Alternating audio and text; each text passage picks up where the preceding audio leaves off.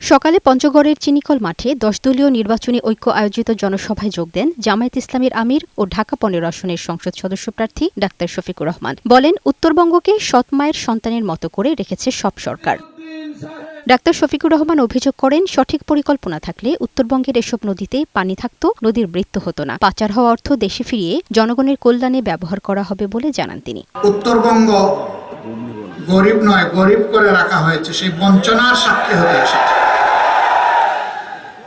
সৎ মায়ের সন্তানের মতো উত্তরবঙ্গের সাথে আচরণ করা হয়েছে। এছাড়া আসন্ন নির্বাচনে ভোট ডাকাতি রুখে দিতে তরুণদের প্রস্তুত থাকারও আহ্বান জানান তিনি। উত্তরবঙ্গ থেকে আগামীতে আমরা আর কোনো বেকারের মুখ দেখতে চাই না।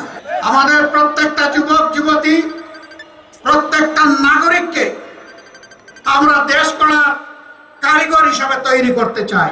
সভায় বক্তব্য রাখেন পঞ্চগড় ১ আসনে এনসিপির প্রার্থী সার্জিস আলম। আগামীর যে ২৬-এর নির্বাচন, এই নির্বাচন হচ্ছে আমাদের কাঙ্ক্ষিত বাংলাদেশ গড়ার দ্বিতীয় গুরুত্বপূর্ণ ধাপ। এছাড়া বক্তব্য রাখেন পঞ্চগড় ২ আসনে জামায়াত প্রার্থী শফিউল সুফি, জাগপার সহসভাপতি রাশেদ প্রধান এবং জামায়াত ইসলামীর সহকারী সেক্রেটারি জেনারেল মাওলানা আব্দুল হালিম।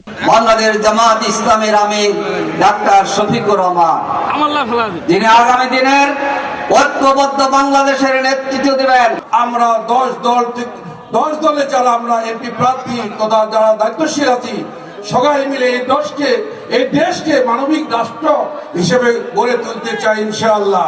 এদিকে নির্বাচনী প্রচারণার অংশ হিসেবে দিনাজপুরের গোড়ে শহীদ মাঠে সমাবেশে অংশ নিয়েছেন ডাক্তার শফিকুর রহমান। এ সময় তিনি আগামী জাতীয় নির্বাচন সুষ্ঠুভাবে সম্পন্ন করতে প্রশাসনের সহযোগিতা চেয়েছেন। বাংলাদেশ জামায়াত ইসলামী যদি দেশ সেবার সুযোগ পায়, দিনাজপুর শহর ইনশাআল্লাহ সিটি কর্পোরেশনে রূপান্তরিত করা হবে। লামিয়া আক্তার, বৈশাখী সংবাদ।